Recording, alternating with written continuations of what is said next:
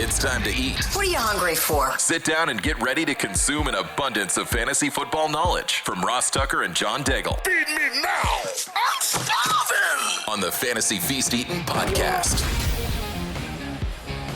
Yeah, let's eat, baby. It is the Fantasy Feast Eatin' podcast. We are presented by DraftKings. The crown is yours. I'm Ross Tucker, former NFL offensive lineman, 5 teams, 7 years, long time ago. In fact, so long ago that I was between my 4th and 5th years, 20 years ago today when I got married. So I'm feeling ancient today that I got married 20 years ago. That was during OTAs, my 5th year in the NFL. You can check me out on social media at Ross Tucker NFL. Pretty much every platform we're there. We're at Ross Tucker Pod. Got a bunch of shows for you, right? College Draft Podcast has been outstanding. We are going through division by division, every draft pick, every team, right? Nobody does that. They just move on after the draft. I mean, we spend so much time in the lead up to it. I think it's worth it to talk about your team and what they did in the draft, as well as the other teams in the division. We go division by division on the College Draft Podcast. Even Money Betting Podcast yesterday was fantastic. I mean, you know, Warren Sharp was on. No one is better at analyzing the inequities of the NFL schedule than Warren. So highly recommend you listen or watch youtube.com/Ross Tucker NFL, the Even Money Podcast. Greg Cosell, of course, terrific today, as always. He always is. We talked a lot about Brock Purdy and Fred Warner before getting into his thoughts on the running back rookie scheme fits. So might even throw today's episode on the Fantasy Feast feed, since we're talking rookie skill guys, which is what John and I are wrapping up today. Still sorting through what we'll do next week, but you can check out John on social media at NotJDaigle. He's the great John Daigle from EstablishTheRun.com, where, by the way, you can still get an incredible 20% discount on a subscription.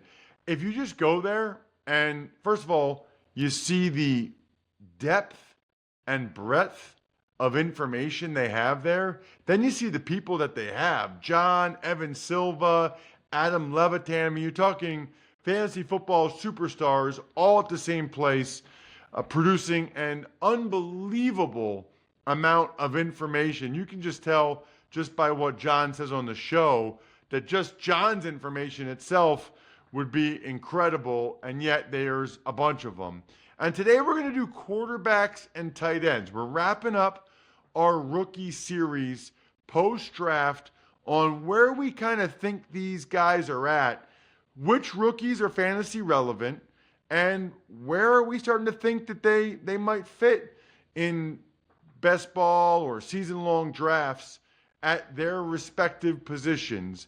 We've got 4 quarterbacks to get to, 2 tight ends, which surprised me a little bit. There's some guys that John gave honorable mention to, but there's some other tight ends I personally think could have a big impact this year. But we'll dive into that and start with the quarterbacks, with Cam Ward, maybe the most under-hyped number 1 overall pick quarterback we've seen ever, maybe in a long time.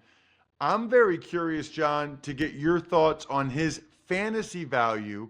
They got pretty good receivers there. He's been productive everywhere he's been. What are you thinking right now with Cam Ward? The best option in a very weak class for Cam Ward. The good news is, unlike last year where Brian Callahan tried to set Will Levis up for success by jostling the offensive line through free agency and the draft in year 1, Callahan went back to free agency and added 2, in my opinion, above average pieces in Dan Moore and Kevin Zeitler, thus putting Ward in a place to have immense success from week 1. At least we hope so. Last year also, 27% of Cam Ward's targets traveled 20 yards deep, 11th in the nation. So he is a player who doesn't mind going downfield.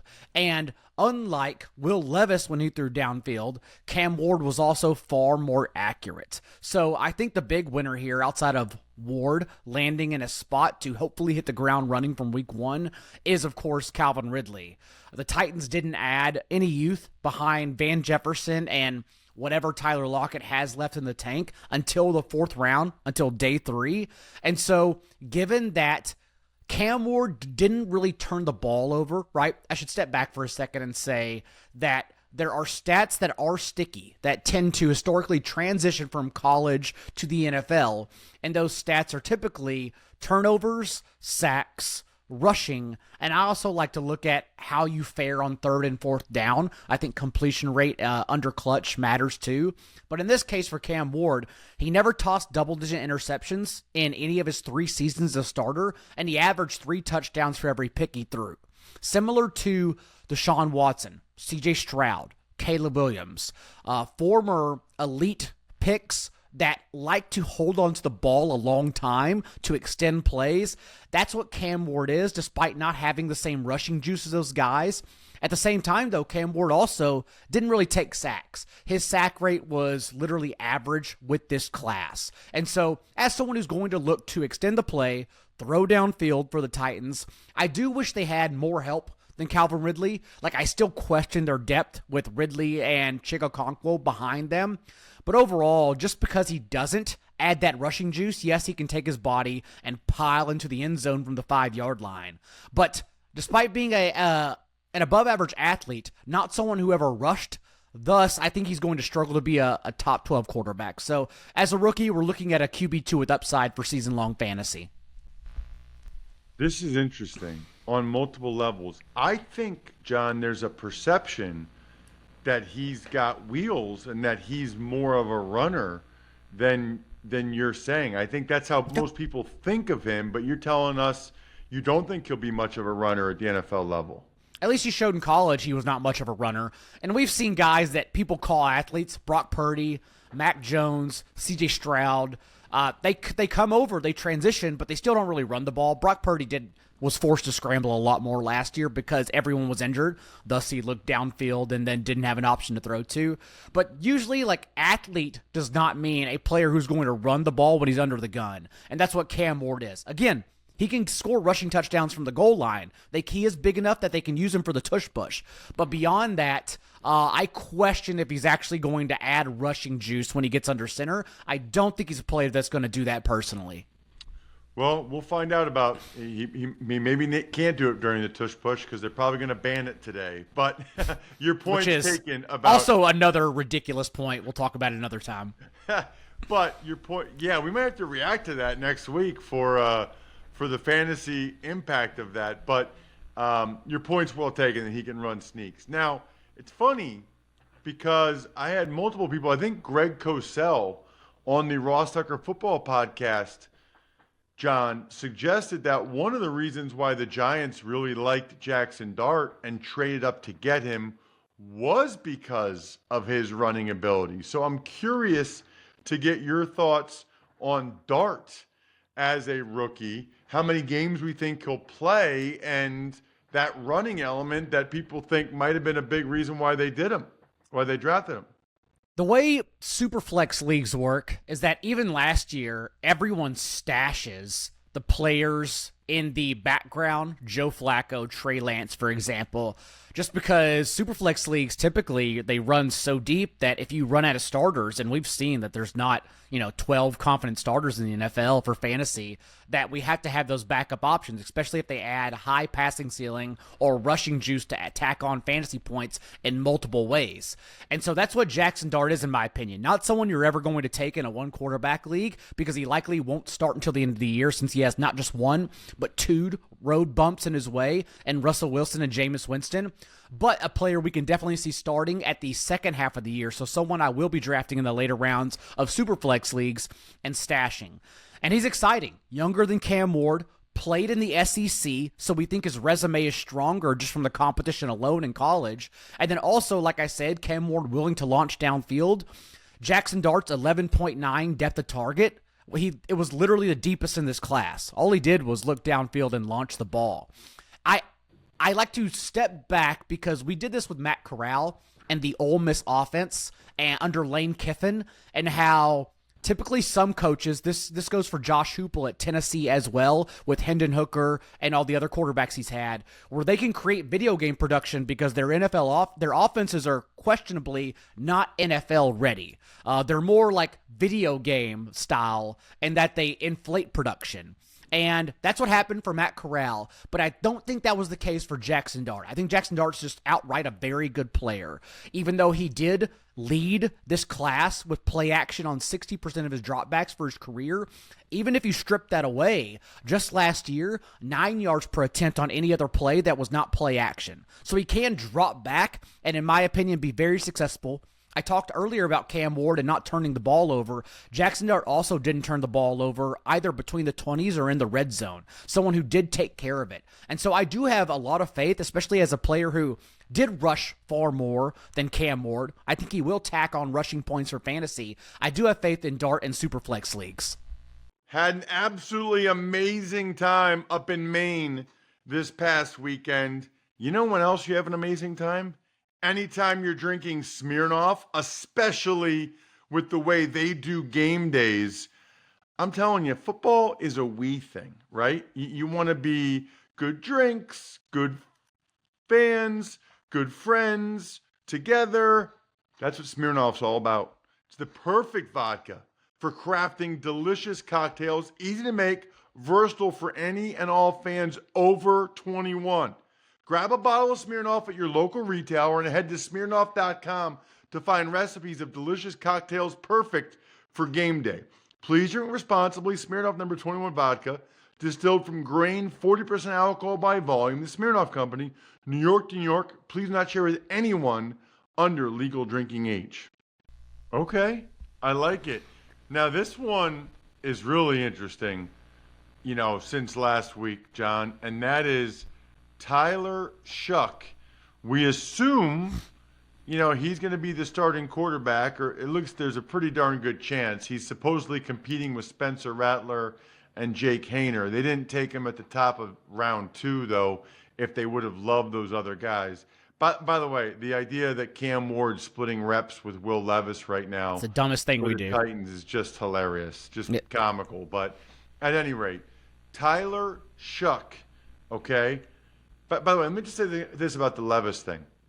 You drafted Cam Ward number 1 overall because you think he's your franchise guy and because Will Levis couldn't do it. Like, to have them split reps doesn't make any sense. Everybody knows the deal. Anyway, Tyler Shough, right now it's a 3-person competition, but he's going to be the starter. I mean, could he surprise us in fantasy, John? Is there any chance? I know he can run more than you would think for his size. It's the dumbest thing we do, by the way, every single year, throwing the rookie quarterback we all know is going to start into splitting reps and OTAs. The top dumbest thing, just ahead of the coach who wants to run the ball and strips numbers away from the players in practice. That's the second dumbest thing we always do. And the Joe Judges, Antonio Pierces of the world never last because of it. That mentality has never lasted in the NFL or proved successful. But for Tyler Shough, someone who I was not interested in at all, until Derek Carr retired. And now here's this guy who probably even in 1 quarterback leagues, whenever you reach the quarterbacks beyond the top 20, here's someone who we do think, practically know, will start. And so we don't mind taking him as a backup option if your benches are that much deeper in 1 quarterback formats. The competition, as you mentioned, Spencer Rattler, that competition got benched for Jake Haener just last year and only came back into the last month because Derek Carr was injured and they saw Jake Haener play professional football. So I have zero amount of confidence or faith that Spencer Rattler will actually prove to be competition for Tyler Shough. I think Shough, for whatever it's worth, it could be good, it could be bad, is going to be the starter here. And he's fighting uphill, obviously, as a 26-year-old rookie, turns 26 in September, was Justin Herbert's backup, infamously, at Oregon for 2 seasons. And unlike Bo Nix, who everyone compares to Shough for being the older prospect, remember, Bo Nix had 1,900 pass attempts as an older prospect. He stuck around and actually played and got the reps, whereas Shough finished his 7-year collegiate career with only 951 attempts because of all the season-ending injuries he suffered. He also had the second worst completion rate under pressure in this class, and given the woes of the offensive line for the Saints last year, yes, they did attempt to address that immediately with Kelvin Smith at number 9 overall, but I'm still very concerned for Tyler Shough entering this lineup. I will say, if you want to put a positive spin on it, it is an offensive guru in Kellen Moore, unlike Dennis Allen, who I'm still not sure what he brought to the table at all. And if you just had, for instance, Ross, Warren Sharp on your show, the Saints, per Warren Sharp's numbers, have the third easiest strength of schedule this year. And so maybe the Saints are getting into an easier situation where their offensive line will be cratered less, thus Shough will be upright more. And so that's the positive spin if we want to draft Shough in deep 1 QB or even Superflex leagues. All right, there is one more quarterback to discuss, and this is a fascinating one. I love watching this guy play. The Seahawks have said they are going to use him. Now, they paid Sam Darnold to be their starter this year. But you still wanted to list here and discuss Jalen Milroe, John. Why? If only because in rookie drafts currently ongoing, he is the tier breaker. Like, I think you should be taking Jalen Milroe once the Bashal Tutons of the world come off the board and you're down to the Devin Neals and the DJ Giddens. I think that's when, at the end of the second round of rookie drafts, Jalen Milroe should go, just because, as I mentioned, rushing production is sticky historically, transitions, and that's what we look for quarterbacks to break into that top 12 tier of their position. And over his last 2 years as a starter with Alabama, Jalen Milroe averaged 12.5 carries for 48 rushing yards per game. There is some passing concerns, of course. He was blitzed at the highest rate in this class, and he had the lowest completion rate against the blitz, so he is a developing passer as much as everyone in the NFL thinks. But again, when you can add that kind of rushing juice, then it certainly is interesting. Also for Sam Darnold, yes, a block certainly for Jalen Milroe, but it is basically only a 2-year deal, and we've seen quarterbacks, if Sam Darnold is not successful, since it's not the same environment at all that Darnold just had success in under Kevin O'Connell, we've seen teams get out of their contracts quite easily, Matthew Stafford included, being traded to the Rams, that are much larger than Darnold's cap hit next year in 2026. So, yeah, Jalen Milroe, I think there's a wider window than we think to start in 2026. Yeah, that's interesting. That wouldn't surprise me if Darnold gets off to a bad start or doesn't play well. Let's get to these tight ends. We had 2 go in the first 14 picks. Mm-hmm. And I think somewhat surprisingly, the Bears and Ben Johnson, they took Colston Loveland at 10 instead of Tyler Warren. Very different last seasons for them. Loveland was banged up, and Warren had really one of the best tight end seasons we've ever seen. They are different players. The Bears preferred Loveland. What are you thinking there, John? When you look at their current skill guys, I wonder how much he's basically their slot receiver. Very different seasons, because, stop me if you heard this one, Michigan didn't have a passing offense. And that's why Colston Loveland, who will be a young rookie, that's exciting, will be 21 throughout his rookie year.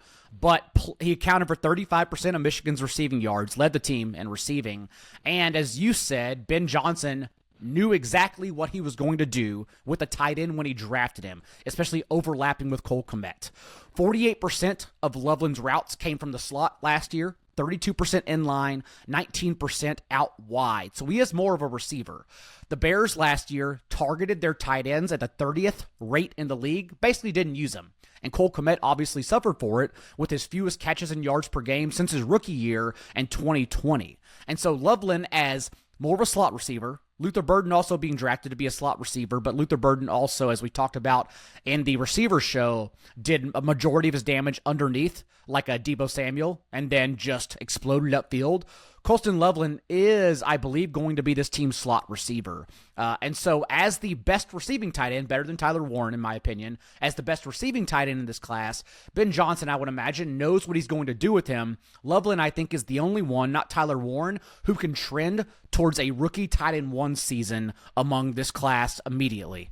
If you follow my social media at Ross Tucker NFL, you saw that I had a plethora of delicious beers over the weekend up in Maine. That was cool. First time up there, by the way.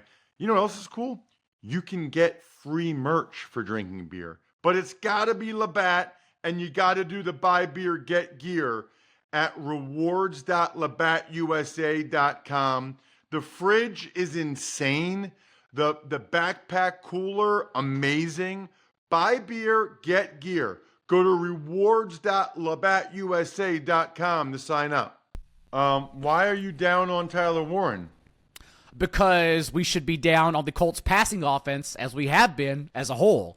Now Tyler Warren is just another guy for the Colts to not accurately deliver it to, with Anthony Richardson and Daniel Jones under center. Everything else is shining for Tyler Warren. Theo Johnson leaves for the Giants for the NFL, and then of course Tyler Warren then explodes at Penn State for 104 catches, 1,200 yards, and 8 touchdowns. And it's really just about how they used him around the offense. Again, similar to a George Kittle type of player who also looks to block heavily. But he also, I don't know if anyone knows this, but he also had 26 carries for 218 yards and 4 touchdowns rushing, and he even threw for a touchdown last year. Penn State literally used him all over the field. But what we're excited about is how also he won, and he was targeted on 43% of his routes against man coverage. So if there is a situation where teams are matched up against man for the Colts, then at least we know that Tyler Warren can quite easily get open and earn targets. Like the Giants, the Colts also targeted their tight ends room, which was a plethora of 4 different guys they used sporadically, and seemed to be no rhyme or reason to how they used them, but the Colts targeted their tight ends at the 29th rate in the league. I would imagine that increases. The issue, of course, is that Anthony Richardson last year finished dead last in completion rate among all quarterbacks, 48%, and then Daniel Jones also not the same kind of guy who goes deep. Daniel Jones more, and this could have been because the Giants' offensive line, but Daniel Jones more peppered near the line of scrimmage to get rid of the ball before taking a sack. But either way, this is not a passing offense we're high on at all. And so we're just adding Tyler Warren to complicate matters to Michael Pittman and Josh Downs. And so we'll see. I'm down on the situation. I think Tyler Warren's a tight end 2 for fantasy because it's hard to be, as Michael Pittman has shown, it's hard to actually produce in this offense as an elite receiver.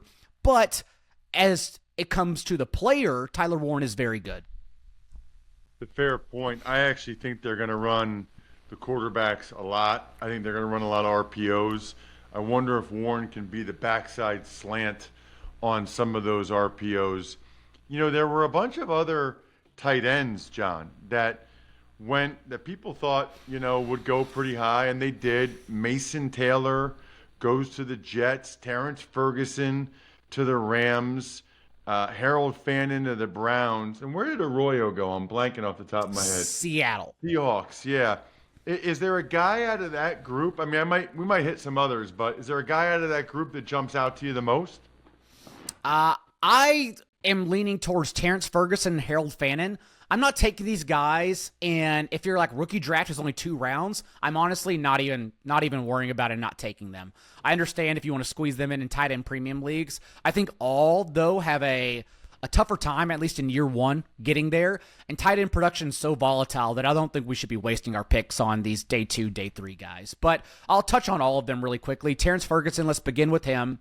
An athlete. That's what we like, right? An athlete under Sean McVay. 6'5", 72nd percentile wingspan. I believe it was 80 inches. And then in terms of athleticism, what he showed at the combine, 90th percentile 10-yard split, so quick speed, 4.63 40-yard dash, and an 86th percentile broad jump. Just very explosive option with only an aging Tyler Higbee on the final year of his deal, I believe, blocking him right now. So I don't mind taking Terrence Ferguson in the third round of rookie drafts and just crossing my fingers there. Harold Fannin also very exciting.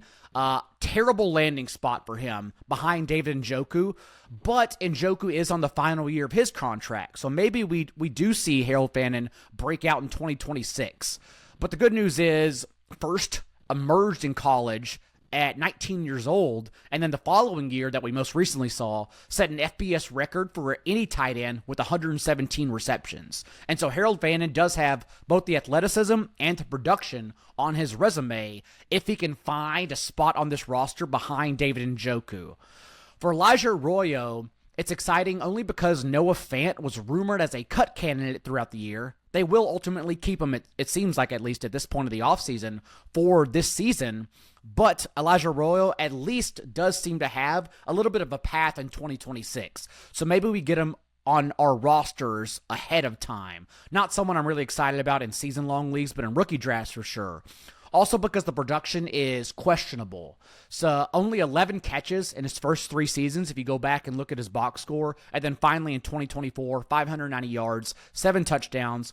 Plus, last year, led every tight end in the nation with 20 yards per catch against zone coverage. And the way NFL defenses are trending, where zone coverage has increased literally every season the last 5 years, that's a player that seems like he could come in handy, especially if Noah Fant fails to fit into the new offense.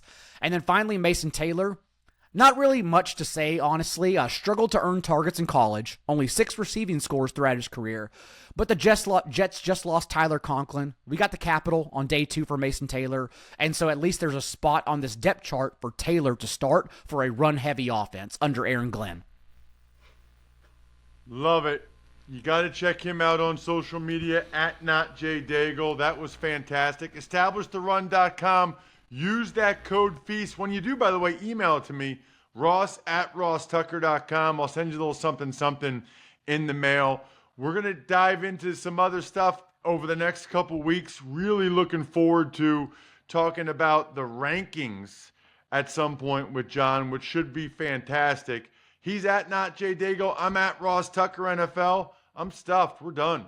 Thanks for tuning in to Fantasy Feast. Make sure to also check out the Ross Tucker Football Podcast, Even Money, and College Draft, all on the DraftKings Network, YouTube, or subscribe to the podcasts on your favorite platform.